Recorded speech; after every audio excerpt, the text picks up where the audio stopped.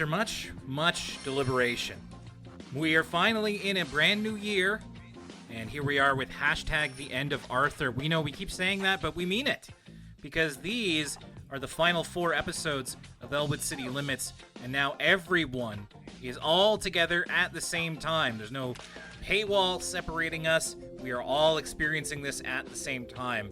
So welcome everybody to Elwood City Limits in the year 2025. Will Young here, along with Lucas Mancini.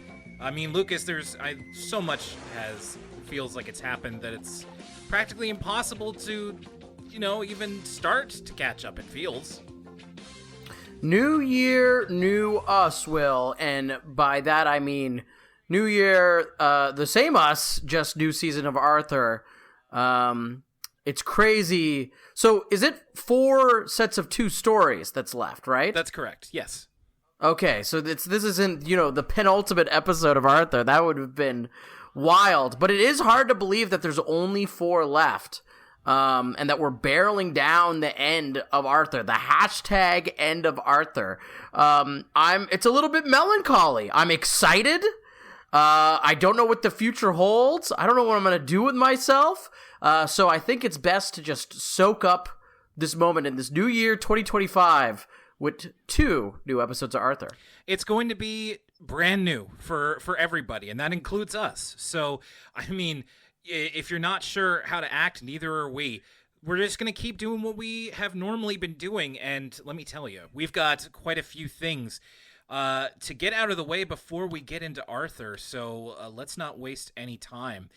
First of all, up front, as you may or may not be aware of, in December and January, there were big changes to the way that this podcast operates.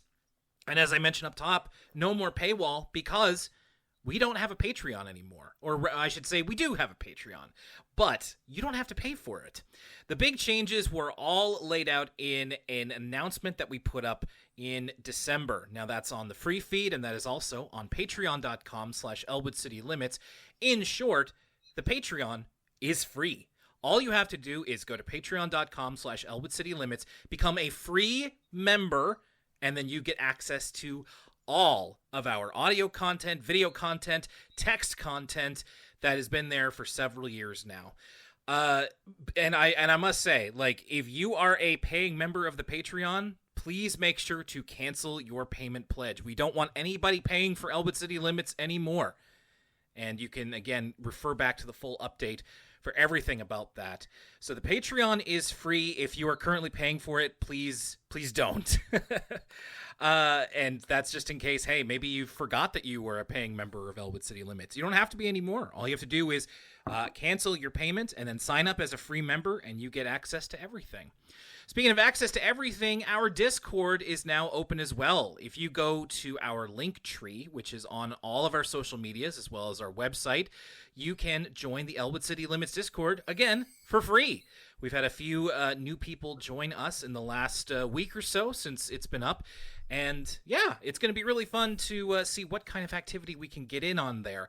But yeah, you can now join us. Again, that's our Discord is Elwood City Limits. I don't believe you can find us just yet. We're not that big. So go to our link tree, which is in all of our social medias. You should be able to find us. Now, I say that you don't have to pay for the podcast anymore, and that's absolutely true. There are links on that link tree, though. If you want to consider donating to the upkeep of the show, you can donate at my Ko-fi or at PayPal, and that's purely for podcast costs. Please don't feel like you have to pay anything. And that's number 1. That's the big one there. Actually never been a better time because the low price of free. The Discord's been bumping lately. Mm-hmm. We got new blood in there, and everybody's having a fun time kind of reflecting on Arthur and talking about all the other stuff that we mentioned on the show, wrestling, movies, anime, that kind of stuff. So it's been a fun time as of late. Yes, I agree. And with more people joining, that will only continue. We certainly hope. This one's a little bit of old news, but I wanted to make sure because we stopped recording the podcast in around early January, so that we can close the book on this. We want to say one more big, huge thank you to everyone who nominated us and voted for us in the Best of Halifax Awards for 2024. We did not win this time, but we did give it our best effort. I'm very proud of the effort that myself and Lucas and everybody who listened and voted did. So thank you again. Hey, you can't win them all. It was a tough field this year, but it was very important to us that a lot of you showed up. So thanks again. One thing that has actually happened quite recently that I wanted to say thank you for is that we have now over 2,000 followers on our Instagram. So if you would like to follow our Instagram, you can be one of over 2,000 people to do so, which is something I've been it's a number that I hope that we could pass for a long time, and we finally did. So at Elwood City Limits on Instagram, and thanks to everyone who follows us over there, over 2,000 is pretty crazy. And this final season of Elwood City Limits is going to sound a little bit different because Lucas and I are recording over Discord instead of what we've been using for the past 8.5 years. And I'd like to say a not so fond farewell to Skype. Now, Skype was our primary communication platform for many, many years. And I can't believe you're talking about this on the show. This is hilarious. This is what I wanted to get to about it, is that, Skype saw us through thick and thin. I did a lot of the interviews for this podcast over there. Skype has turned into an abyss of, crypto scams, and I can't open that stupid app without being assigned to at least 2 groups that are all about crypto rug pulls. So, thanks, but no thanks, Skype. Glad to be pivoting to Discord, which we used to great effect in December for our Q&A, which may happen again in the future because it went so well. So, smell you later, Skype. Glad to be using a little bit more reliable and not as flagrantly crypto-influenced software as Discord. There's a piece of Arthur news that I wanted to make sure everybody knew about. This, again, we're a bit behind the 8 ball here in terms of not getting to this while it's new and exciting. But in case you didn't know, over on YouTube, you should check out the YouTube channel that's called Off Model, youtube.com/Off Model. It is a former storyboard artist for Arthur named Peter Huggan, and he has been uploading voice recording cassette tapes for classic Arthur episodes. Make sure to subscribe to his channel. These videos are so cool. It is the raw voice acting audio of, episodes from seasons 1 to 3 at this point, and he's still uploading them pretty regularly. So if you want to hear the original takes, if you want to hear alternate takes, and just what the studio sounded like back in the day, it's such a cool piece of Arthur history and Arthur ephemera. That's youtube.com/Off Model. Big thanks to Peter Huggan for uploading those. And I've been listening to those the last couple of months. All right, Lucas.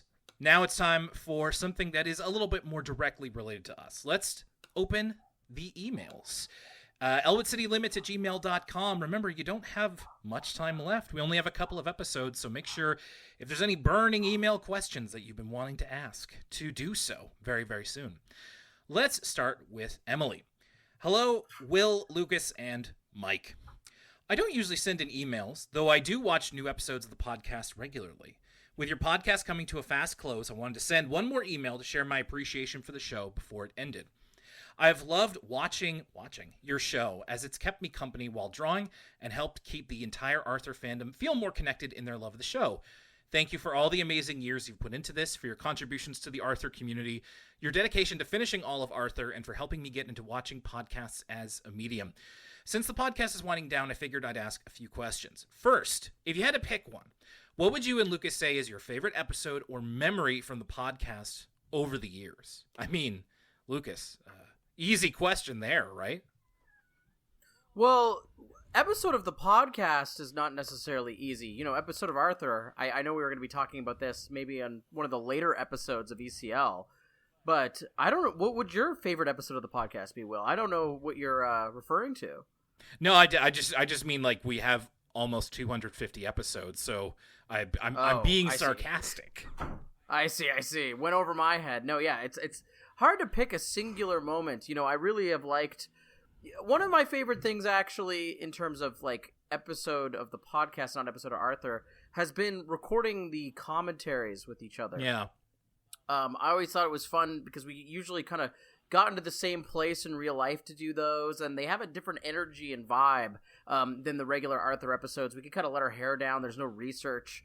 We're not presenters per se. We're just kind of having a conversation while watching a longer episode of Arthur, and so that was a lot of fun. I also think one of the Christmas live streams where we had a bunch of content planned and we ranked the Arthur characters, that was really fun as well.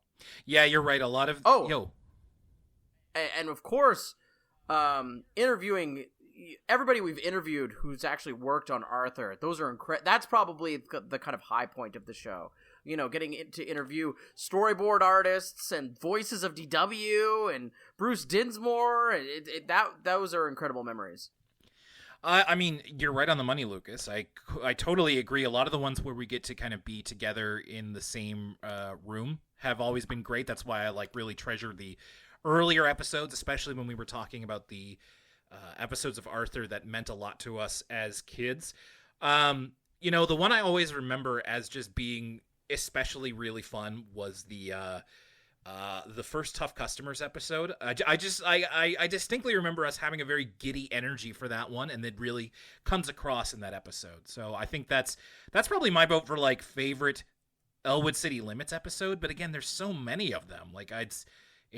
Beyond my good memories associated with that one, it's hard to pin them down. Is because I mean, there's so many bits and jokes that have been not lost to time, but just they're all there, and I've lived them all, so it's really hard to just pin one down besides the one I just did. Let's continue on with Emily's email. Second, who is your favorite side character or incidental character on Arthur? Yeah, again, Lucas, later on, I'd say probably next month, we're going to get into favorite Arthur episodes, favorite Arthur character. But when we're talking about side character, incidental character, Emily also asks about favorite throwaway character of the week. Now this, again, there's so many to pick from. My favorite throwaway character of the week is probably Arthur's uncle. I think that was the originator of the throwaway character of the week format. Oh, yeah. There's also been really, really good store clerks, teenagers that work in stores and stuff like that. Someone would have to go back, because I remember I've had some very enthusiastic, probably outsized for humor's sake, enthusiastic responses to some of the throwaway characters of the week, but I'm having trouble recalling them now, given their throwaway nature. There's also been a lot of great characters in Dreams. Lucas, one you love to bring up is the Long Arm of the Law. Yes. And, I mean, hey, the episode we're talking about today also has to do with, imaginary characters in dreams and such. And I wouldn't want to forget about those as a general category. But, yeah, it'd be hard to pin them down. Sorry for the non-answer. But, again, it's but Arthur's uncle. Yeah, I mean, having just watched that again for this Christmas season, that's a really good pick. That's all for me. Thank you so much for the show. Enjoy continuing the #end of Arthur era. So thank you. That is from Emily. Next one is from Darkness Slayer Kai /Quantum. You said in the episode featuring John Lewis that there are no fish people in Arthur, but you forgot that in Muffy Goes Metropolitan, there was a Keith Haring parody named Keith Haring, who was an anthropomorphic fish. Granted, he only appeared in Muffy's imagination, but I don't think Muffy is the type to imagine herself meeting fictional celebrities. That's true, and there's also a bit of a gray line, speaking of the Arthur Christmas special, with the Cindy Crawfish makeup kit that Muffy gets. I have no idea if that person is really a crawfish or not. We don't get any confirmation on it, at least as far as I know. You also said in one of the recent episodes that Microsoft Clipchamp is not a good program for making Arthur fan vids. I am currently working on an Arthur AMV and have been using Clipchamp so far. So what preferably freeware program do you guys think that I should switch over to? This is a good question, and I swear that I saved an image somewhere. Aha, here it is. For just such a question. So This is a little photo that I have called Adobe Alternatives, and the Adobe video editor is Premiere, right?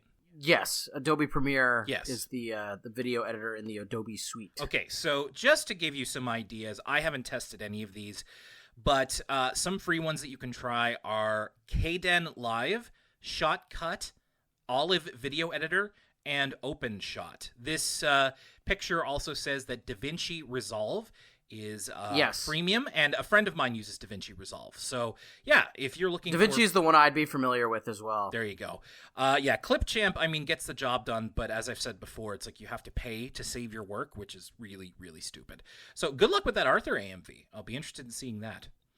Next one is from Carter Loggy. Dear Will and Lucas, if I ever get a potential YouTube channel, would you probably subscribe to it and then maybe be guests on the channel? Sure, I don't see why not, especially if it's Arthur themed. Do you think there would be ECL references in the potential Arthur feature film? That would be nice, wouldn't it? Oh, that would be nice. That's beyond my wildest dreams. I dare not even speak on it. I would never. Is that Arthur feature film still happening? I think it's in development to some degree. We no idea where we're at with that, but except that Mark Brown seems pretty confident that it's happening, so I tend to believe him. At least that it's moving forward in some sense. But I mean, if it does indeed happen, we'll be there in the theater, and you never know. Maybe we'll see what would it be? They couldn't call it. They couldn't have it be like the Arthur podcast or something. But like maybe there'll be like a road sign that says Elwood City Limits or something. I don't know. Just like you never know. Never say never. This is probably the last email that I'll send to the podcast. Can't wait to hear you guys talking about the last 4 episodes of Arthur. Thanks very much. Well, thank you, Carter. Our last one here is from Ashley Hollingsworth. Happy New Year, Will and Lucas. Hope you guys had a wonderful holiday break. I recently caught up with the podcast and wanted to share my thoughts on DW's new best friend, which feels like a remix of the episode Muffy Gets Mature, when Muffy tries to befriend Catherine but done poorly. This was the most annoying episode of Arthur in a long time. First of all, Bud is there. Didn't he move? Why do I have to look and listen to him again? I feel cheated. Yeah, we'll get into that later. Next, I can't stand Hannah. Her design is all over the place. Very much feels like a boomer trying to be hip and with it with the youth. I can't stand her dumb catchphrases, the way she talks, and I really didn't need to hear DW say fierce. Also, the ending felt abrupt, which is something I noticed with a lot of these later season episodes. Sure, Hannah apologizes, but there seems to be no growth. Nothing is learned. Everything goes kind of back to normal. It was just kind of weird. Freaky Tuesday left me conflicted. It's a weird episode. Part of me appreciates that. This is going back to the magical realism and wackiness of earlier episodes, but I agree with Lucas's thought that this does not feel like an Arthur episode. I think if the setup was better, it wouldn't feel so strange. The concept, while overdone, is an interesting one for Arthur, but I was let down by the "it was a dream" ending. Haha! We'll talk about that later. If there were some indication from the beginning that this is all in Buster's head, or if the body switching didn't take up the entire episode, it would work much better. I didn't hate it, but I did find it a bit off-putting. It wasn't as fun as I hoped it would be.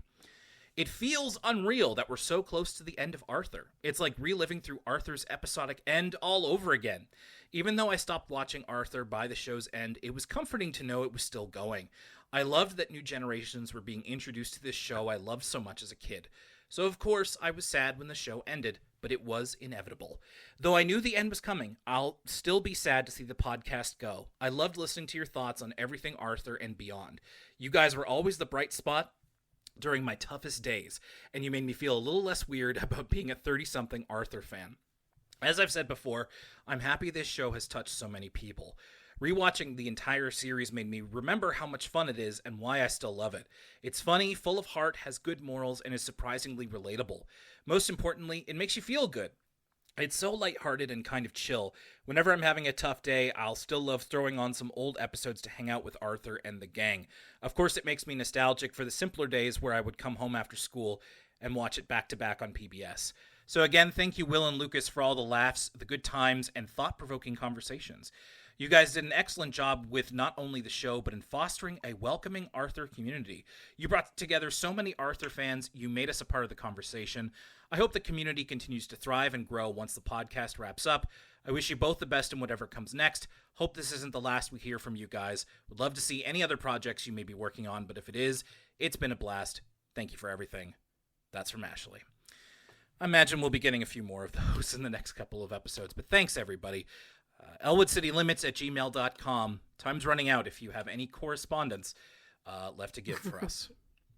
Listen, as long as people send glazing emails, we will keep reading them. That's true. I want my donuts with extra glaze. So, here we are. Arthur season 25. There's a few things to say about this before we get into the premiere episode. And of course, one more time, want to thank Peeps for all the help with research. This is the final season to date of Arthur.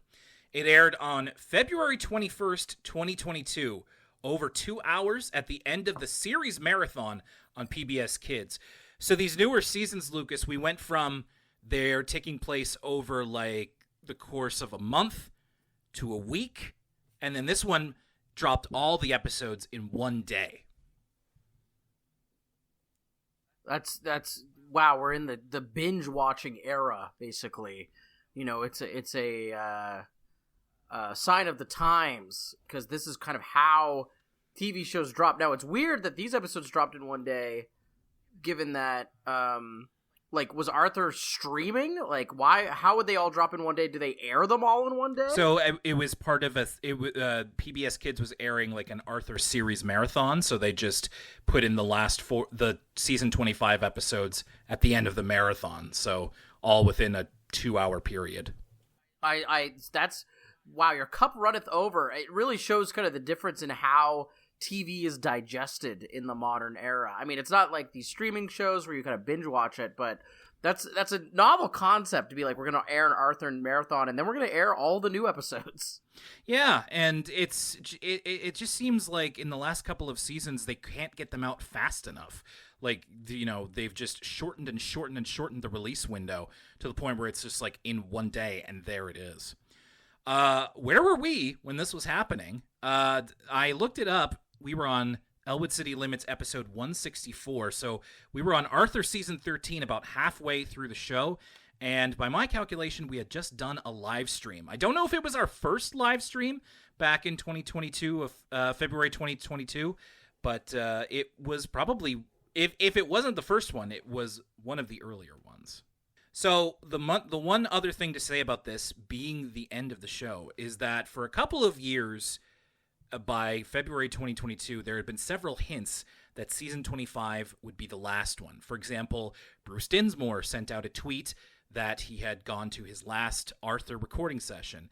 There's an interview with friend of the podcast, DJ Bob, where he talked to Michael Yarmish, who was also part of the cast, and who said that they had completed voice recordings on Arthur, seemingly for good.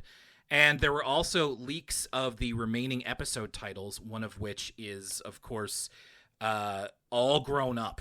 So that seems to indicate that they were starting to wrap it up at this point. Executive producer Carol Greenwald announced on July 27th, 2021, that Arthur as a series had come to an end. The official word from her, Mark Brown, and everyone at the top indicates that 25 seemed like a good number to stop at, and the series had accomplished everything it had set out to do. So there's seemingly no controversy or like forced cancellation or anything. It just seems like they had done everything they could possibly think to do with Arthur, and they didn't just want to keep it going in perpetuity. And of course, they would go from there into new mediums, such as with the official Arthur podcast. Any other behind-the-scenes reasons that might be part of this decision have not been revealed at this time. Maybe we'll find out in a couple of years or something more about why Arthur decided to end here. But for now, as far as we know, this was the design at some point. And it seems like it, given the content of these two episodes. These two episodes both kind of comment on Arthur's history and are kind of re-examining Arthur's history in a way. And so, you know, this makes sense that it's the beginning of the end, the hashtag end of Arthur, in a sense. You're right. We're starting to get really, really reflective of Arthur's time. And as we'll talk about here, it's time to get into season 25, and we start off with Binky Wrestles with a Story, which doesn't begin with Binky. It begins with Arthur and Buster, who are very bored waiting in line for the movie Dark Bunny versus Bionic Bunny. Now, Lucas, you and I, big movie heads, let's talk about the movies that are on offer here at the Elwood City Cineplex. Wow. Great minds think alike, Will. I too wrote all of these down with, preparing to ask you which one would you go see if this is the slate. Now, I will say that this slate of films is kind of an indictment. I feel like this episode came out in the throngs of kind of Marvel mania, and I would say the lack of variety on display here is sort of an indictment of cinema in the Elwood City universe at this time. Why don't we run down the list, and I'll let you know which one I would see out of these 6 films. I think the Arthur version of Martin Scorsese would be very upset at this rundown. So they're in line for Dark Bunny versus Bionic Bunny. The other movies include Alien Invaders 3D, Dark Bunny's Rise 3D, Robot Aliens 4 3D, Super Monster 2 3D, and Space Battle 3D. Crazy that Dark Bunny's Rise and Dark Bunny versus Bionic Bunny are in theaters at the same time. And I the only way I could think of that is that like it's 2 Marvel properties being in theaters at the same time, but this is so direct. You wouldn't necessarily have like, well, in this case, 2 Batman movies at the same time. I wouldn't think so, at least in wide release. Given these kind of, I think I'm going with, I'm tempted to pick Dark Bunny versus Bionic Bunny because it's the only one that's not 3D. Yeah. But it really doesn't sound like my cup of tea. I think I'm going with Alien Invaders 3D because it's not a sequel, and it's kind of the most pedestrian sounding of these 6. What about you, Will? I mean, I do hate that they're all 3D. That was a real pitfall like 10 years ago, is that you'd go to every major release movie was 3D and you had to go out of your way to find a 2D screening. I'm going to go with Space Battle 3D, just because it's either going to be the Arthur version of Star Wars, or it might be like the first thing I think of is something like Captain Harlock, or like an anime movie. I don't know why. Ooh, that would be cool. Yeah, it has the most possibility, I think, to surprise me versus some of the other titles here. So yeah, they're waiting for Dark Bunny versus Bionic Bunny. They start playing 20 questions while they're in line. Arthur's 20 questions are both Muffy Crosswire and Jacob Katzenellenbogen, which Buster guesses.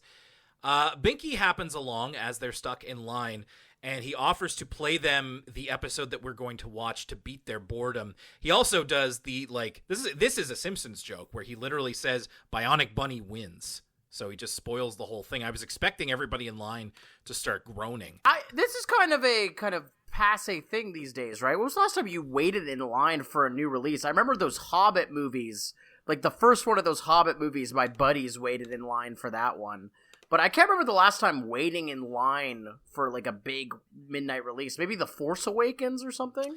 Yeah, maybe. It's not even like it's been a long, long time since I've waited in line for a movie just to get into it, especially now that they do assigned seating. So just I don't know. Years and years. Probably, yeah, Star Wars, The Force Awakens, Last Jedi, maybe something like that. This is a Binky episode, and we are doing Take a Student to Work Day, and it's all random. It's not the parents taking their kids to work. It's random students getting matched up, and Binky is going to shadow Bitsy Baxter, who is Buster's mom, at the Elwood City Times, and he's very excited at the possibilities. Now, of course, this is the Arthur Wiki coming through. As I was like, wait a minute, didn't we do this before? We have.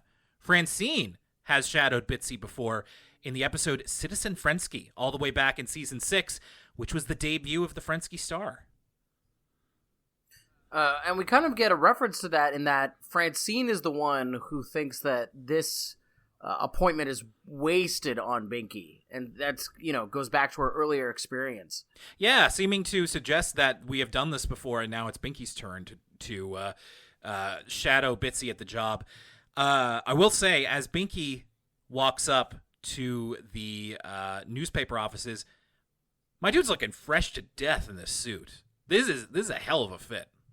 Binky? Yeah. Yeah, Binky cleans up well. I mean, I'm not a big orange shirt guy, but that's kind of Binky's staple, so he is kind of, he's rocking it. I'll also say that when we see what Binky thinks being a journalist is in his imagination, it's very unethical. Binky is expecting that he's going to be using the camera flash to blind criminals in advance of the police showing up, and the police are like, how did you know this was going to happen? And he goes, I never reveal my sources. Which, it's funny that, like, the only way Binky could even conceptualize of being a journalist as fun as he's literally, like, fighting crime. Yeah, and it's certainly he's not taken with the job right away. Bitsy is kind of putting him right in the thick of things by asking his opinion on what stories to run, and later on, as we'll see, like editing the top story. But Binky finds it very boring. In fact, many different adults just end up sounding like blah blah blah blah blah to him. He can't even concentrate. He's so bored. Bitsy takes him to a press conference with the mayor, and Binky does have a question that references someone, again, who I never thought we'd say again. Binky's question involves making downtown Elwood City more accessible for wheelchair users like his friend Lydia. Will we ever see Lydia again? I doubt it, but it's nice that she got a mention, I guess.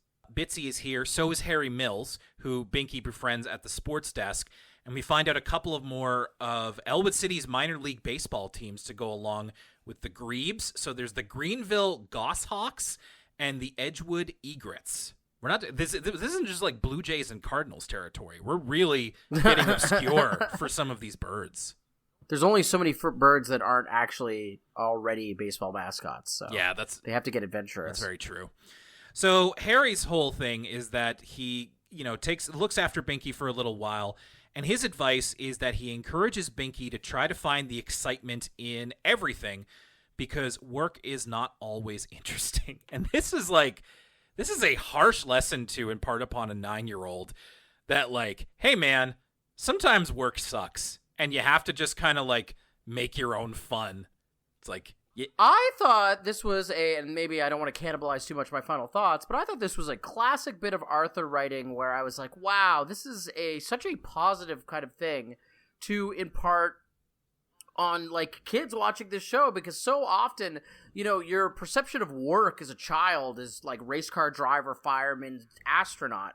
And this is a little bit of like one must imagine Sisyphus happy. Like, he's imparting that, having a positive attitude and, bringing enthusiasm to your work while acknowledging that it is work can make it better, like making your own fun. And I was like, wow, I would have never thought of Arthur, of all things, to be imparting this moral. So I thought it was pretty interesting that that's kind of the crux of this episode. Yeah, I suppose you have a bit more of a positive spin on it. For me, it was just like, yeah, work sucks and you have to, like, figure out ways to engage your mind. It's the whole thing of, like, there is no dream job out there. And I'm interpreting it a little bit more depressing than it is.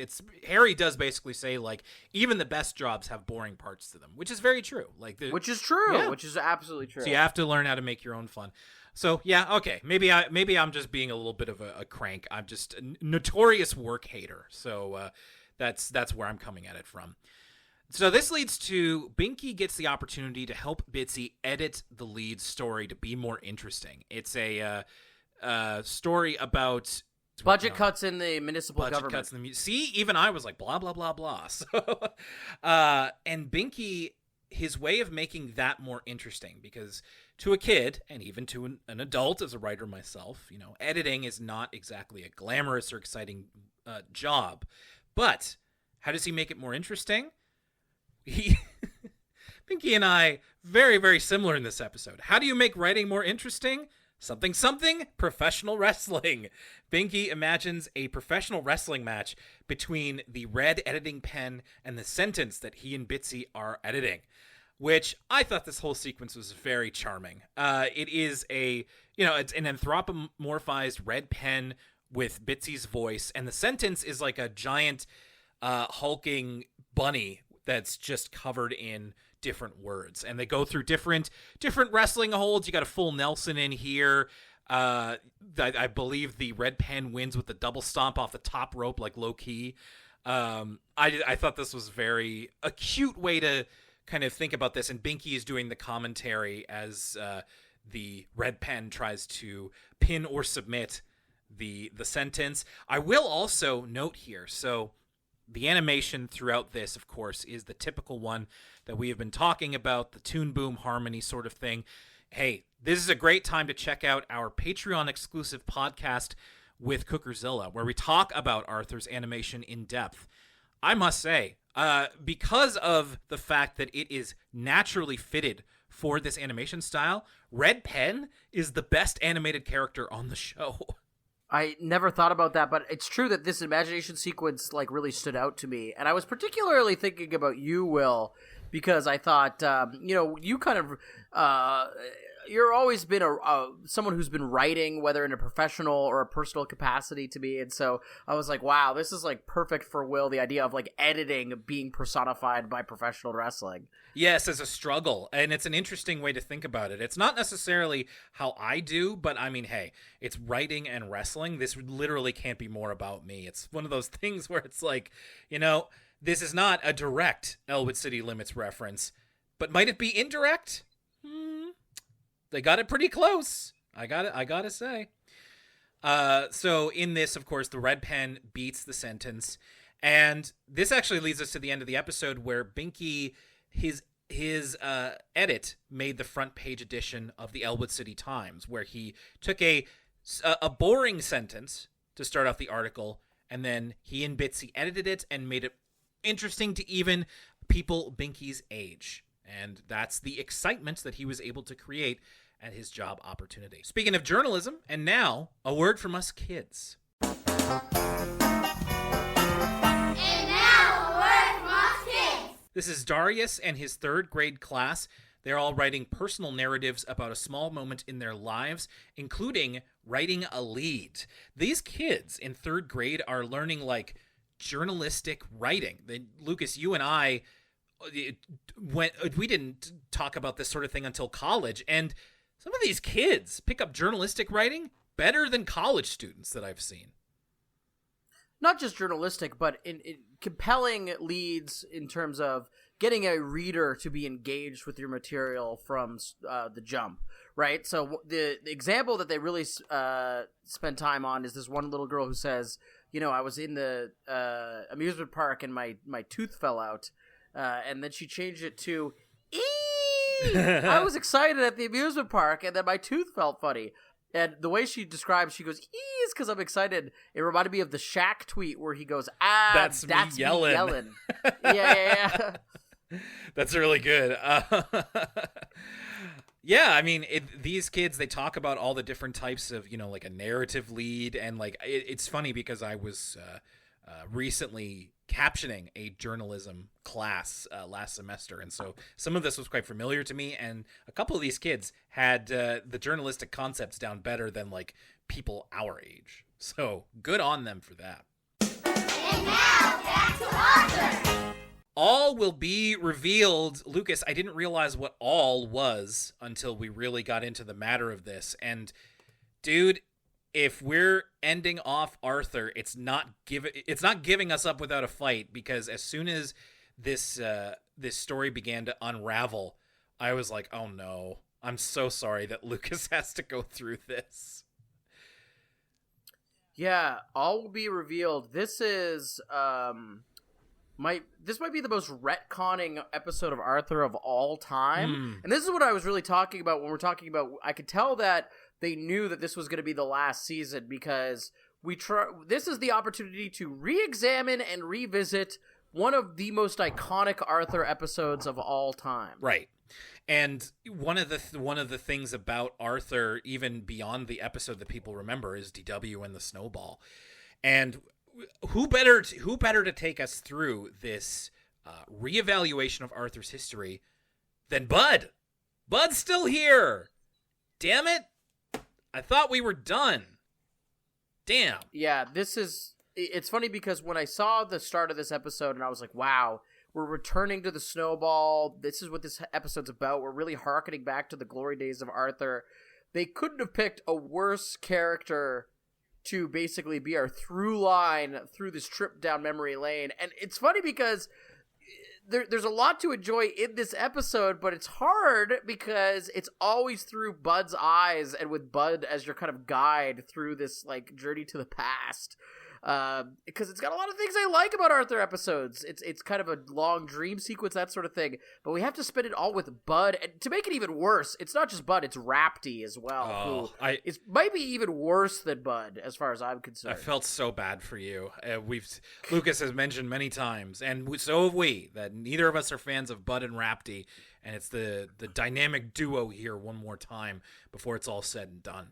So the cold open has to do with DW and Bud, who they're making the Bud Compson sandwich, which is peanut butter and strawberry. I mean, sounds good to me, right? Nothing wrong with that. I endorse it as well. And while they're doing this, Arthur and DW end up getting into a fight about how Arthur takes everything because he takes the last of the milk. And then that devolves into Arthur references Arthur's big hit of DW destroying his model plane, and then that devolves into the snowball argument, which seemingly happens still quite a lot, even though, as we've seen in at least 2 episodes that I can think of, where the snowball thing was kind of put to rest. And we just keep bringing it up as like DW really not being over it. And Arthur even says she'll keep blaming me for that forever.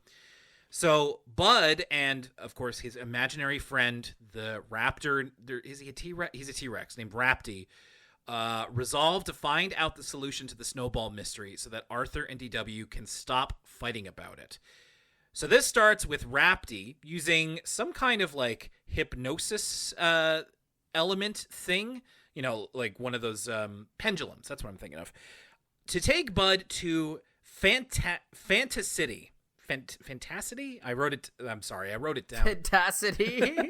I wrote it down and it's like, yeah, I'll remember how to say this. And now I'm just like, I think it's Fantasity. Or, I don't know. Whatever. This is the place where imaginary friends live. And this episode is chock-a-block with character and object cameos. And this is where we get a bunch of them. We got the Tibble's imaginary friend Wormy. We've got Arthur's his former teddy bear, Stanley. We have DW's old imaginary friend, Snooter. We've got Billy Snailgoat, Buster's imaginary friend.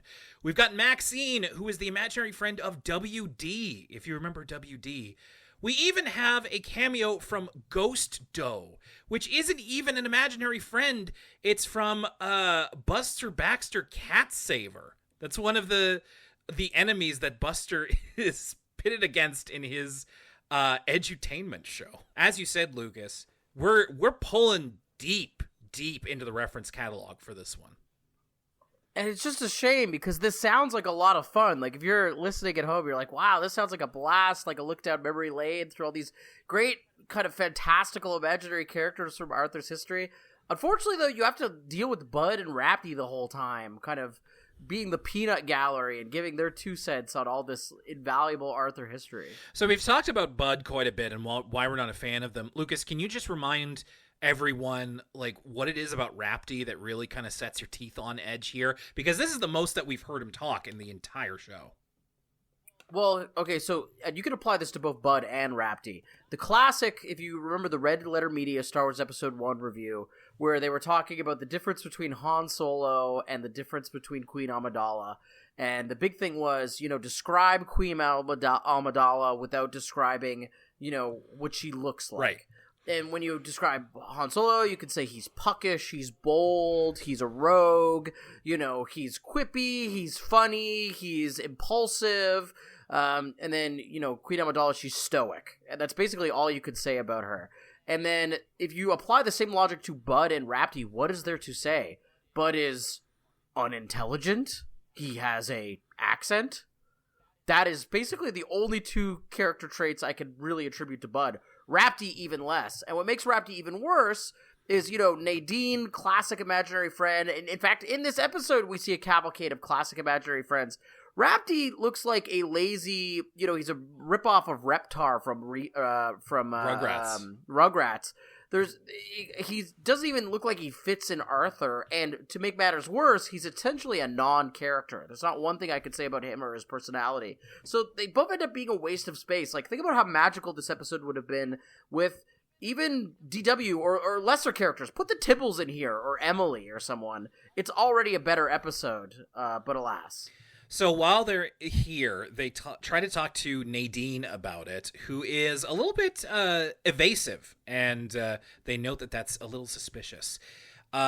The next person they talk to is Buster, who is in the real world, because he's an expert on aliens, and the possibility is always that aliens took the snowball, which Buster still thinks is exactly what happened. And seemingly, we're meant to think that as well. Many times, they've referenced the fact that aliens took the snowball, and that's seemingly exactly what happened. This is, right away, quite unusual, because Buster can see Rapti. He can perceive him. In Bloodborne terms, Buster has insight. So he's able to see the hellish creatures of the dimension just next to ours. And this is new. Like, as far as we know, Buster has never been able to see imaginary characters before. But as we'll talk about the episode, it doesn't really matter. It was just surprising to me watching this for the first time. So Buster talks about this with Bud and Rapti. He has quite a few issues of Alien and Conspiracy magazines, and this is a couple of more like Arthur character cameos. So we see the Snorgels, there's an alien from the Crab Nebula, and of course the three-eyed aliens, which are the ones that we're to understand took the snowball. So they decide that they are going to set a trap for the aliens. They think they're going to get the three-eyed aliens, but instead they end up trapping a different type of alien altogether. They are called alien trolls.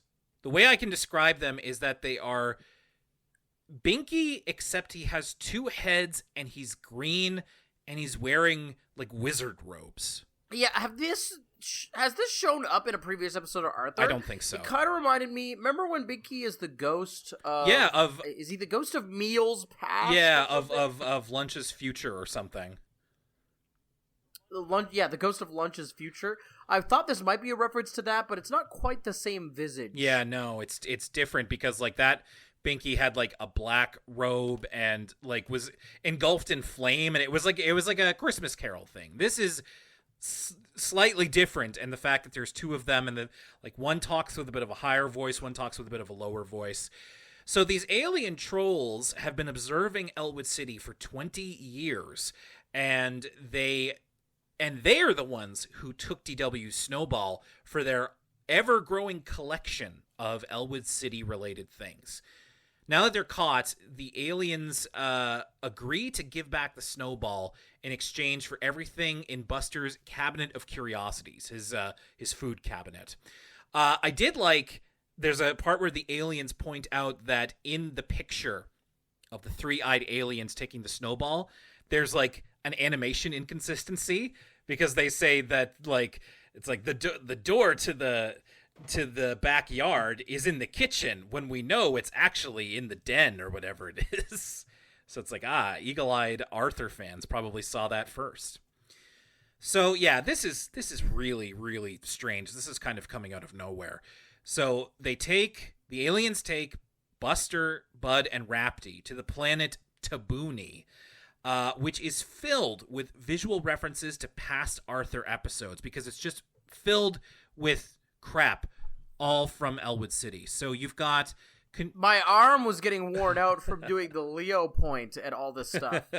So the ones I caught, there's Confuse the Goose, there's the Bobbin, there's a couple of Woogles, there's Arthur's Lucky Pencil, there's a framed photo of Buster and his dad. There's also Larry the Lemon, but there's so many others that I imagine that people who are more versed with the kind of middle and later seasons of Arthur will catch. And also, Bud is carrying the Omble backpack from that one DW episode. I don't know if you noticed any more than those ones. No, I didn't, but I feel like you could... I'm going back, and I feel like there's stuff you can get references. You can get lost in it. Past Arthur episode, yeah, the Funky Farm, or what is that? There's the board game. It's not Funky Farm. Funky Farm was the Wii U game that everybody was. having fun with. But there is like some board game from Arthur's history, the Woogle, all that kind of stuff. This episode tells me that they knew they were wrapping up.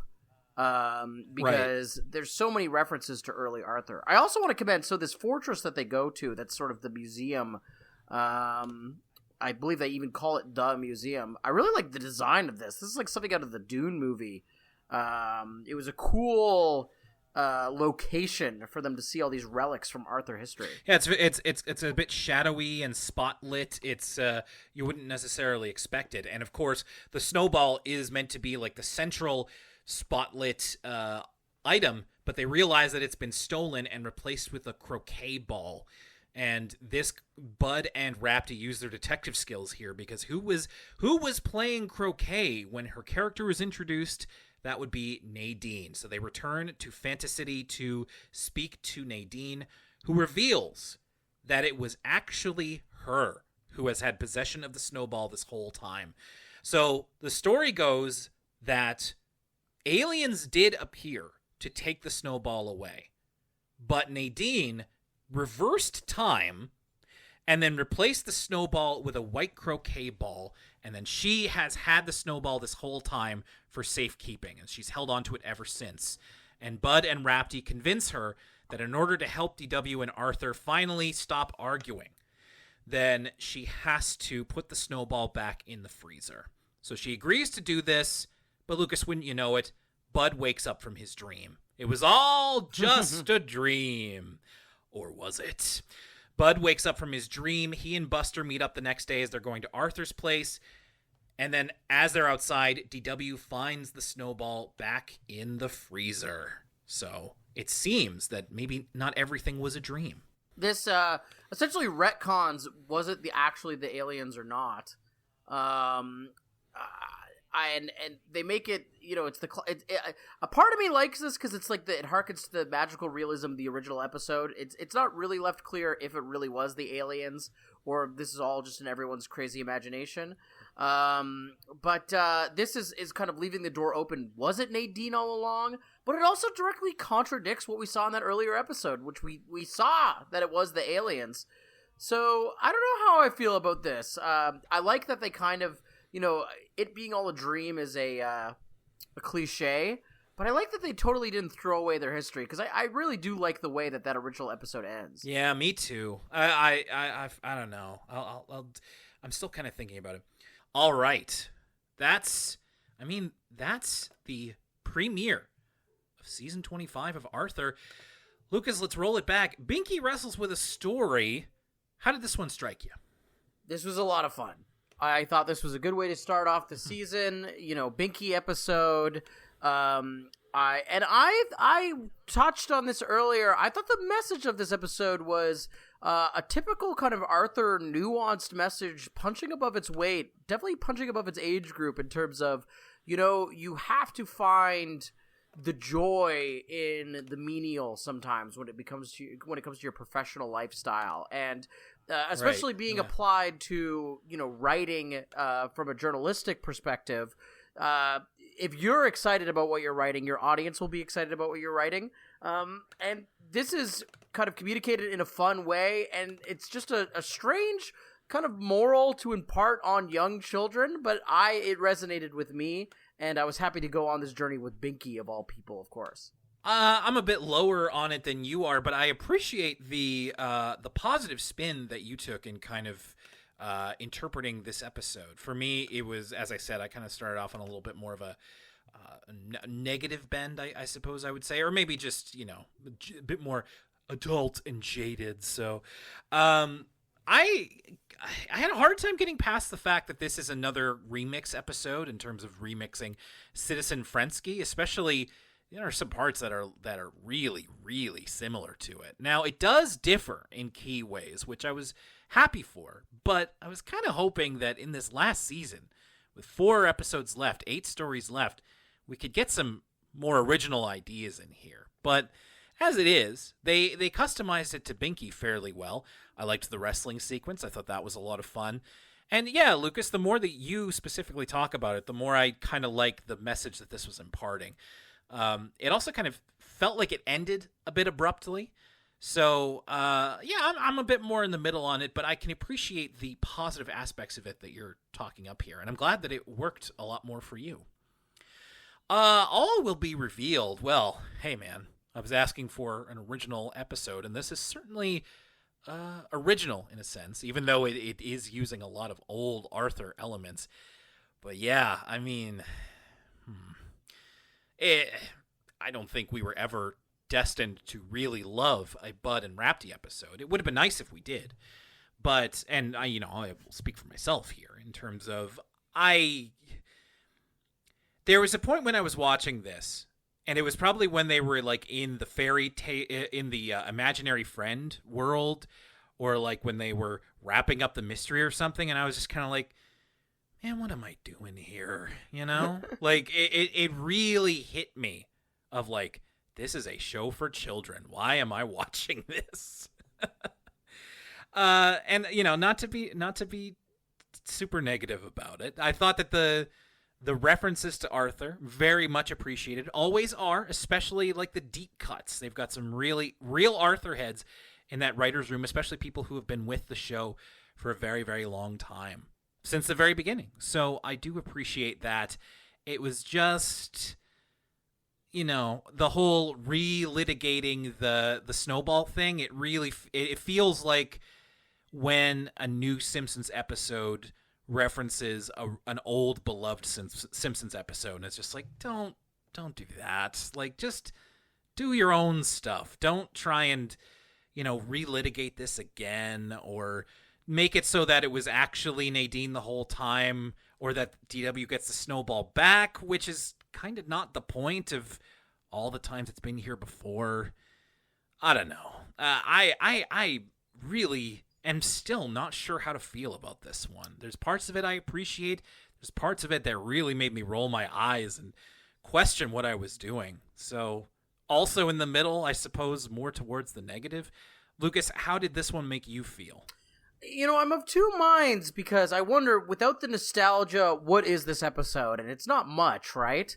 But that's so integral to what the episode is. A part of me is like, I'm excited to look back on Arthur's history, and I'm enjoying that new episodes, especially this being the final season, are incorporating Arthur's history so heavily. It really makes this season feel emphatic and different. However, it's hard not to juxtapose the current material with the past material when the past material is being so heavily referenced. And in that respect, it's just hard to ignore just how bad Bud and Rapti are as characters and how annoying it is to spend time with them. And then, relitigating the snowball, it made me think about our conversation with Josh, where he was blown away by the Rashomon-esque writing of the snowball, and I was thinking to myself, man, I kind of wish I was watching that episode.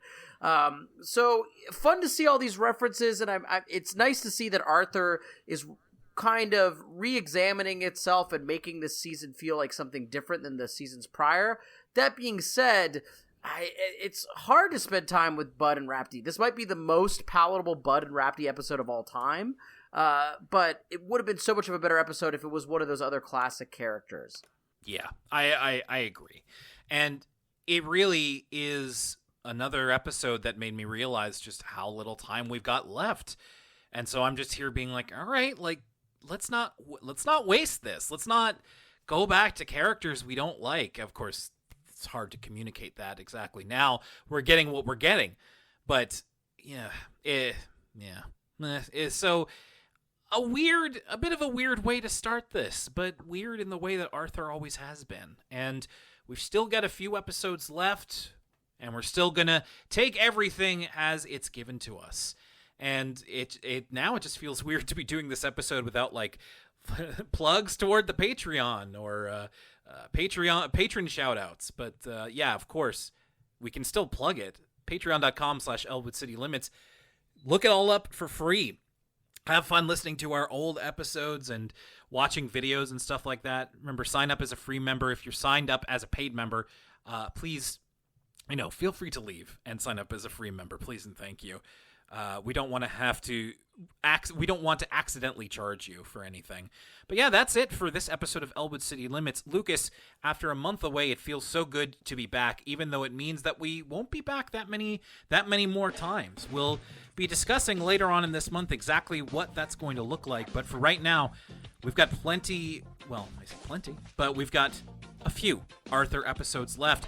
And next time, Lucas, we're going to be celebrating another milestone. We get to celebrate one more specific milestone when we return. I can't wait, Will, and it's good to be back. It certainly is. Next time on Elwood City Limits, which is going to be at the same time for everybody here on the Classic Free Feed, we will be talking about making conversation and a cloudy day. So thanks a lot for sticking with us. We hope that you were able to maybe catch up on the backlog during the break, and now you've got a whole backlog of Patreon content. So get on over there and check it out, and stay tuned for the next episode of Elwood City Limits, which will be coming to you very, very soon. My name's Will Young, and for Lucas Mancini, Hey, I'm in law enforcement. we'll see you next time.